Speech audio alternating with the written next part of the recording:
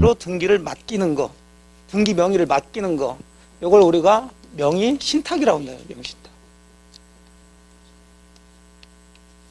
갑이 실제 소유자예요. 얘가 실제 권리자인데, 그럼 등기할래도 실제 권리자인 갑명의로 등기를 해줘야 돼요. 그게 당연히 정상적이지. 자, 그런데 이 사람이 자기 명의로 등기를 하다 보면 좀 여러 가지 불리한 점이 있을 수 있다는 거죠. 뭐 요즘 뭐 세금 같은 것들, 종부세 같은 거 이런 것들. 그 다음에 뭐 공직자 같은 경우는 재산 상태가 이제 재산이 굉장히 많으니까 너무 많으면 또 비난받고 여러 가지 이유에서 하지만 등기는 다른 사람한테 맡기는 경우. 그러면 당연히 다른 사람한테 맡기려면 다른 사람하고 그렇게 하자고 약정을 해야 되겠죠. 그런 약정을 우리가 명의 신탁이라고 그래요. 등기 명의를 너한테 좀 맡기자. 알았어, 내가 맡아줄게. 약정하는 거죠. 그래서 실제 권리는 갑이 그대로 가지고 있고 등기만 을한테 넘기는 거죠. 자, 이런 것들이 현실 세계에서는 굉장히 많이 이루어졌더라는 거죠. 그럼 이렇게 되면 국가에서는 여러분들이 이제 보신 것처럼 이런 명의 신탁에 의해서 등기를 실제 권리자 아닌 사람으로 맡기는 것은 자, 여러분이 봤을 때도 좋은 쪽으로 많이 이용되는 것 같아요? 나쁜 쪽으로 이용되는 것 같아요? 나쁜 쪽으로 많이 이용된단 말이에요. 재산 빼돌리고 세금 안 내고 뭐 투기하고 이런 거 하기 위해서. 그럼 당연히 국가에서 이걸 막아야 되겠죠. 막기 위해서 법을 만들어냈어요. 그래서 이런 법을 만든 거예요. 부동산 등기할 때는 실제 권리자 명의로 등기해라. 이런 거 하지 말라 그 얘기죠. 그럼 이 법의 가장 기본적인 내용은 이런 명의신탁 약정을 이제 해라 하지 말라. 하지 말라는 거죠. 근데 국가에서 법 만들어서 하지 말라고 그러면 국민들이 잘 듣나요? 잘 안 듣죠. 그래서 위반해서 명의신탁 약정을 했어요. 그러면 이 법에 의해서 이제 지금부터는 명의신탁 약정을 뭘로 하겠다? 무효로 하겠다. 그럼 거기에 따라서 한 을명의 등기도 무효로 보니까 빨리 실제 권리자 명의로 돌려놔라. 이 얘기예요. 이게 이 법의 가장 기초적인 얘기입니다. 그러면 결국은 을을 한 사람은 그럼 갑하고 또 이제 자, 이 등기 말소시켜가지고 빨리 실제 권리자 명의로 등기를 해줘야 되겠죠. 그래서 이제 이 법 만들면서 유예기간 두어가지고 몇 년 내에는 빨리 실제 권리자 명의로 돌려놔라 이렇게 두었다고요. 그 이후에 하지 않으면 이제 처벌을 내리겠다. 그 처벌 같은 것들은 여러분들이 중개사법이나 이런 데 살짝 보시면 되는 거고 우리는 문제는 얘가 그럼 결국 이 등기를 말소시켜서 갑한테 넘겨줘야 되는데 얘는 지금 갑한테 뭐 돈 한 푼이라도 줬어요? 안 줬어요? 안 줬죠. 오히려 갑한테 뭐 술에도 한 잔 얻어 먹으면서 이런 거 했겠지. 예. 얼마나 좋아? 자기 명의로 등기가 돼 있으니까. 하지만 사실은 자기가 소유자는 아니죠. 그냥 이대로 팔아버리는 거죠. 자기가 이제 돈이 필요하니까. 자, 이래버렸을 때 이제 이런 사람들을 우리가 제3자라고 그러는데 그럼 당연히 갑은 찾아오려고 자, 얘한테 야, 얘 등기도 무효여서 얘는 소유자 아니니까 네 등기도 무효야. 빨리 말소해줘. 이렇게 들어오겠죠. 그러면 병이 말소해줄까요? 안 해줄까요? 안 해주겠지. 그럼 둘이 붙겠죠. 그럼 소송 붙었을 때 국가에서는 누구 편을 들까요? 갑 편을, 병 편을? 병 편을 들겠죠. 그렇게 법을 만들어놨다고. 왜? 아, 너는 이거 하지 말라고 그랬는데 했으니까 이런 사람들을 보호할 필요는 없단 말이에요. 그래서 결국 법에서는 이런 무효를 가지고 이런 제3자가 있으면 대항할 수 있다 없다? 없다. 주장할 수 없다는 거죠. 얘가 선이냐 악이냐 그런 거 따지질 않겠다. 그래서 결국 명의신탁에서 제3자 나오면 악이라도 권리를 취득한다 이게. 이게 이 법의 가장 기초적인 내용이에요. 자, 176페이지에 서설에서 1번 명의신탁의 의 및 명의신탁의 금지에서 뭐 괄호 1번 명의신탁 의는 뭐 읽어보시면 되는데 동그라미 1번 자, 주의할 것만 한두 가지 체크하죠. 부동산에 관한 소유권뿐만 아니라 그 밖의 물건도 그 밖의 물건 저당권 자, 지상권 가진 사람 있겠죠. 그럼 등기하려면 저당권 가진 사람 지상권 가진 사람한테 등기를 해야지 다른 사람한테 그 등기를 맡기면 안 된다는 거예요. 그러니까 명의신탁 대상이 되는 것은 소유권만이다. 그 외의 물건도 해당된다. 그 외의 물건 뭐 그 정도 하나 잡으세요. 소유권이나 그 밖의 물건을 보유한 자가 어쩌고 저쩌고 해서 뭐 다른 사람 명의로 등기하는 거 그런 것을 명의신탁 약정이라 한다. 괄호 2번으로 직접 내려갑니다. 그럼 이런 명의신탁은 원칙적으로 이 법에 의해서 무효로 보겠다는 거죠.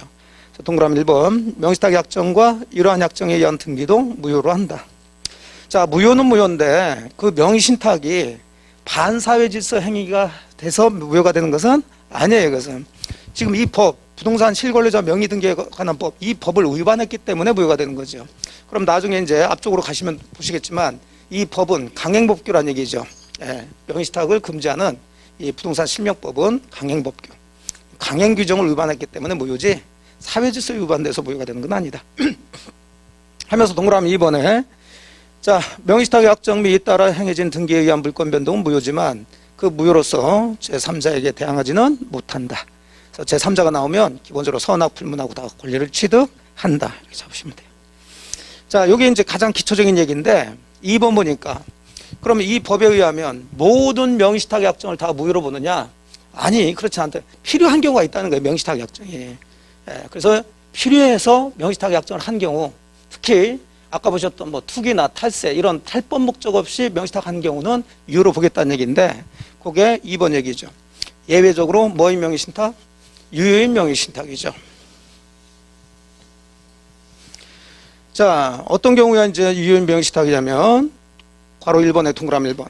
다음 어느 하나에 해당할 경우로서 조세 포탈이나 강제 집행 면탈이나 또는 법령상 제한 회피를 목적으로 하지 않는 경우에는 예외적으로 유효로 하겠다 해서 기업번에 종중부동산, 종중 포인트로 사실 명의시탁이 나온 게 근거가 여기 종중 땅 때문에 그래 나왔어요. 사실은 아주 옛날부터 종중 명의로 등기를 해줘야 되는데 종중 명의로 등기하기가 좀 어려우니까 뭐 정원중 누구 한 사람 명의로 한다든지 뭐 이런 식으로 이제 명의시탁을 많이 했죠. 그 다음에 니은 배우자끼리. 그 다음에 디귿 종교단체. 자, 이 세 명의시탁 얘기 나오면 기본적으로 유효란 얘기죠. 그래서 종중, 종교단체, 배우자, 쫑쫑배죠. 쫑쫑배. 쫑쫑배 나오면 명의시탁에서는 자, 유효인데 사실은 이게 이제 작년에 살짝 장난쳤어요. 그럼 우리가 배우자 간의 명의시탁 그러면 뭘로 생각하고 문제를 풀까요? 유효로 생각하고. 근데 배우자 간의 명의신탁이라고 해서 무조건 무효가 되는 건 아니고, 유효가 되는 건 아니고, 그 전제 조건으로는 그 위에 있는 것처럼 무슨 목적이 없어야 돼요? 탈법 목적이 없어야 돼요. 법을 위반할 목적이 아니어야 된다는 거예요. 근데 아무리 배우자라 하더라도 탈세를 위해서, 투기를 위해서 이렇게 탈법 목적으로 명의신탁했으면 아무리 배우자라도 무효로 봐야 되겠죠. 예. 그래서 작년 같은 경우는 배우자 간의 탈법 목적으로 이렇게 들어왔다고요. 배우자 간의 탈법 목적으로 명의시탁에서 이렇게 얘기했어요. 그럼 이것은 유효로 풀어야 돼요? 무효로 풀어야 돼요?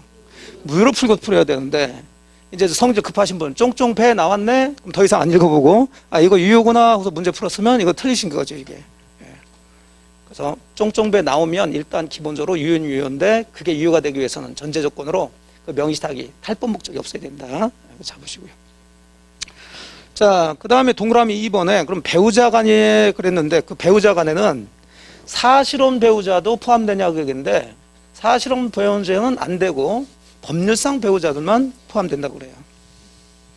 같이 동거하는 사람들끼리 뭐 탈법 목적 없이 명의시탁 그거 안 된다는 거죠.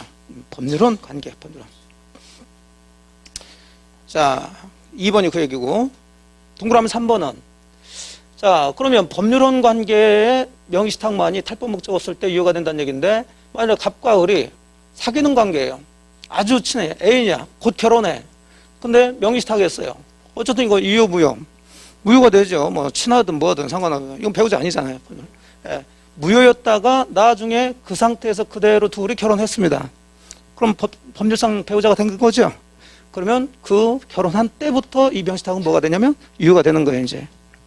거기 동그라미 3번이죠. 다만 명의시탁 등기가 사실혼 사이에 이루어져서 실명법에 의해서 무효인 경우라도 이후에 신탁자와 수탁자가 혼인하면 탈세 등의 목적이 없는 한 혼인한 때부터 유효하게 된다. 가볍게 보시고. 그럼 괄호 2번에 이렇게 탈법 목적 없이 쫑쫑배들이 명의시탁을 했을 때 이런 유효인 명의시탁의 법률관계를 따져봐야 되겠죠. 첫 번째 이제 포인트죠. 뭐 자주 나오진 않지만은 이제 문제 나올 수 있는 부분. 탈법 목적 없이 또는 적법하게 배우자 간에 갑과 을 간에 명의시탁 약정을 했을 때, 자 다음 중 옳은 것은 틀린 것은 이런 식으로 들어오는 거예요. 자 그럼 이것은 탈법 목적 없으니까 뭐가 되는 거예요? 유효가 되죠. 뭐 남편, 아내, 남편 뭐 이렇게 되겠죠. 자 그럼 이 등기도 유효가 돼요. 자, 그러면 이건 이미 앞쪽에서 이제 민법 하면서 계속 했던 건데